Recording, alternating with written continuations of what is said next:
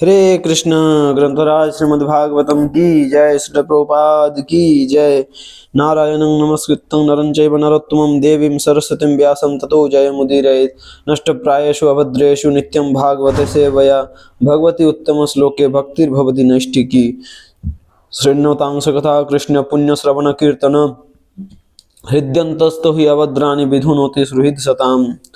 जय ग्रंथराज श्रीमद् भागवतम की जय। श्रील प्रभुपाद की जय। श्रीमद् भागवतम कथा रूप चैप्टर 98 श्री कृष्ण द्वारा अपने गुरु पुत्र की रक्षा।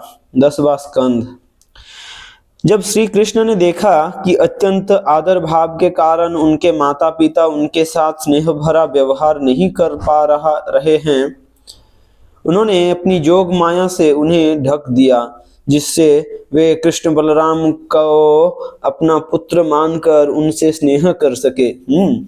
क्या हुआ? जब श्री कृष्ण ने देखा कि अत्यंत आदर भाव के कारण उनके माता पिता उनके साथ स्नेह भरा व्यवहार नहीं कर पा रहे हैं, उन्होंने अपनी जोग माया से उन्हें ढक दिया, जिससे वे कृष्ण बलराम को अपना पुत्र मानकर उनसे स्नेह कर सके।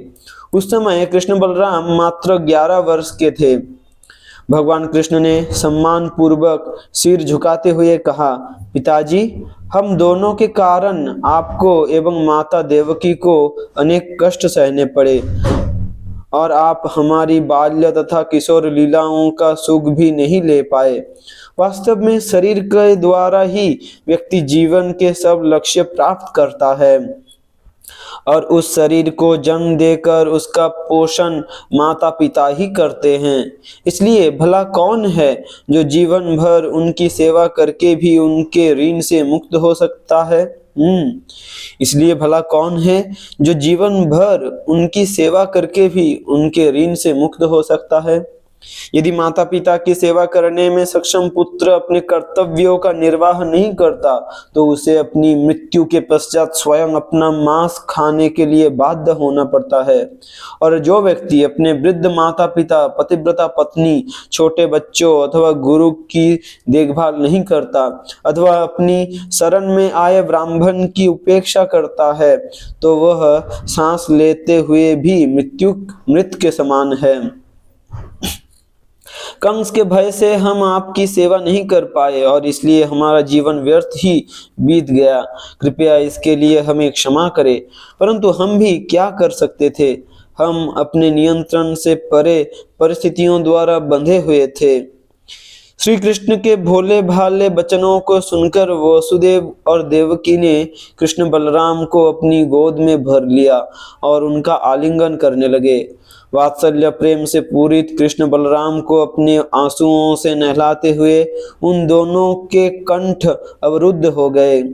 अपने माता पिता को सांत्वना देकर श्री कृष्ण अपने नाना उग्रसेन के पास गए और उन्हें यदुवंशियों का राजा नियुक्त कर दिया। श्री कृष्ण ने कहा, महाराज, हम आपकी प्रजा हैं, कृपया हमें आदेश दे।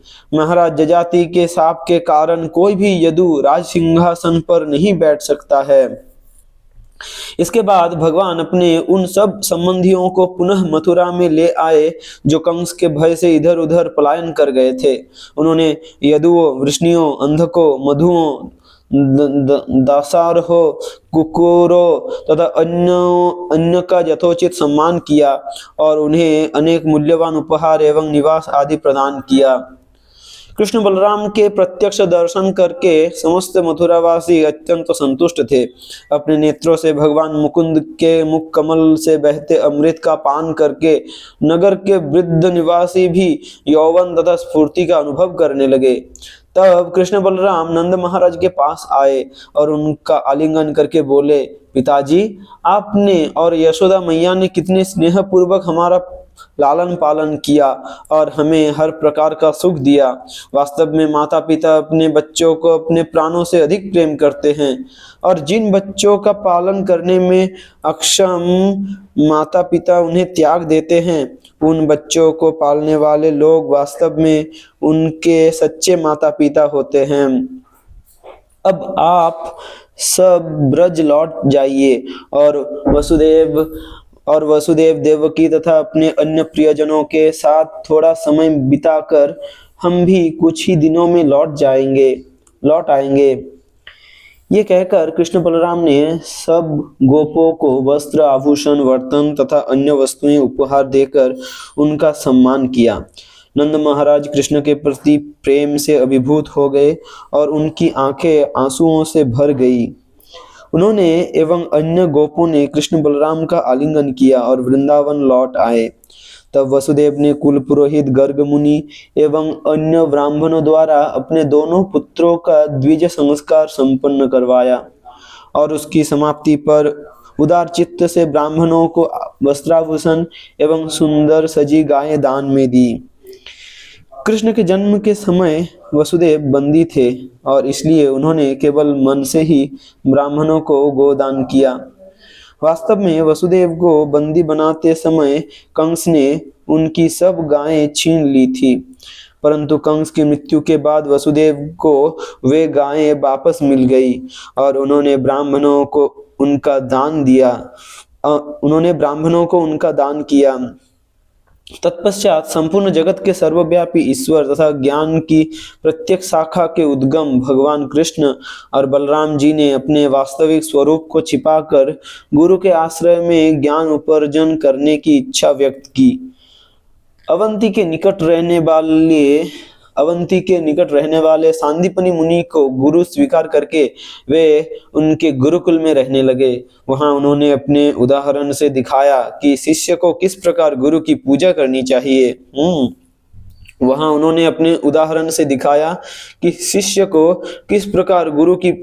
चाहिए। कृष्ण और बलराम के समर्पण भाव को देखकर सांदीपनि मुनि ने उन्हें समस्त वेदों एवं उपनिषदों का ज्ञान दिया। क्योंकि कृष्ण बलराम क्षत्रिय परिवार में जन्मे थे, इसलिए मुनि ने उन्हें अन्य विषयों के साथ राजनीति, शास्त्रार्थ, तर्क वितर्क, गणित विज्ञान तथा धनुर्वेद की शिक्षा भी दी। केवल एक बार सुनने अथवा देखने से कृष्ण बलराम पाठ सीख जाते। उन्होंने 64 दिनों और रातों में 64 विद्याओं में दक्षता प्राप्त कर ली। इन 64 विद्याओं में से कुछ है गायन, वाद्य यंत्रों को बजाना, नृत्य, अभिनय, चित्रकारी, भूमि पर रंगोली बनाना, जल तरंग, जादू, वेश बदलने की कला, हाथ की सफाई, विभिन्न प्रकार के खाद्य एवं पेय पदार्थ बनाना, सुई तथा बुनाई की कला, कठपुतलियों को नचाना, पहेली सुलझाना, काव्य, बढ़ई का काम, वास्तुशास्त्र, धातु विज्ञान, जड़ी बूटियों से औषधियां बनाना तथा विभिन्न प्रांतों की बोलियां। शिक्षा की समाप्ति पर गुरु दक्षिणा देने का समय आया। कृष्ण बलराम के अतिमानवीय गुणों पर विचार करके तथा अपनी पत्नी से परामर्श करने के बाद सांदीपनि मुनि ने दक्षिणा में कृष्ण बलराम से अपना खोया हुआ पुत्र मांगा, जो वर्षों पूर्व प्रभास के निकट समुद्र में गुजर गया था। कृष्ण और बलराम जैसी आज्ञा गुरुदेव कहकर तुरंत रथ पर आरूढ़ हो गए और निकल पड़े। प्रभास क्षेत्र पहुंचने पर वे समुद्र तट पर जाकर बैठ गए। परम भगवान को वहां आया देखकर समुद्रदेव तुरंत वहां आए और उन्हें अनेक उपहार भेंट स्वरूप दिए। श्री कृष्ण ने कहा, वर्षों पूर्व तुमने अपनी प्रचंड लहरों में हमारे गुरुपुत्र को समेट लिया था, उसे इसी क्षण हमारे समक्ष लेकर आओ। समुद्रदेव ने कहा, हे भगवान, मैंने नहीं अपितु पांचजन्य नामक दिति के एक वंशज ने उसका अपहरण किया था। ये दैत्य एक शंख के आकार में जल में भ्रमण करता है। ये सुनकर कृष्ण ने समुद्र की गहराइयों में छलांग लगाई और पांचजन्य का वध कर दिया, परंतु उस असुर के उदर में भी उन्हें अपना गुरुपुत्र नहीं हुआ। तब भगवान जनार्दन ने उस पांचजन्य शंख को लिया और अपने रथ पर लौट आए। इसके बाद उन्होंने बलराम जी के साथ यमराज की नगरी संजमनी की ओर कुछ किया।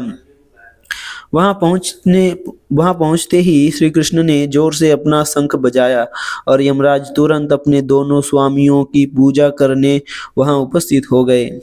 स्कंद पुराण में लिखा है कि भगवान के वहां आने से समस्त नरकवासी मुक्त होकर वैकुंठ चले गए। यमराज ने कहा, हे भगवान, आप दोनों मनुष्य रूप में लीलाएं कर रहे हैं, मैं आपकी क्या सेवा कर सकता हूँ? भगवान श्री कृष्ण ने उत्तर दिया, अपने पूर्व कर्मों के फलस्वरूप मेरे गुरुपुत्र को तुम्हारे पास लाया गया था। मेरी आज्ञा है कि उसे तत्क्षण हमारे समक्ष लाया जाए। जैसी आज्ञा भगवान, कहकर यमराज जी तुरंत मुनिपुत्र को वहां ले आए। वहां से लौटकर कृष्ण बलराम गुरुकुल में आए और अपने गुरु को उनका पुत्र देते हुए कहा, गुरुदेव, इसके अतिरिक्त हम आपको दक्षिणा में कुछ और भी देना चाहते हैं। सांदीपनि मुनि ने कहा, पुत्रो, तुमने गुरु के प्रति एक शिष्य के कर्तव्यों को भलीभांति पूरा किया है। जिस गुरु के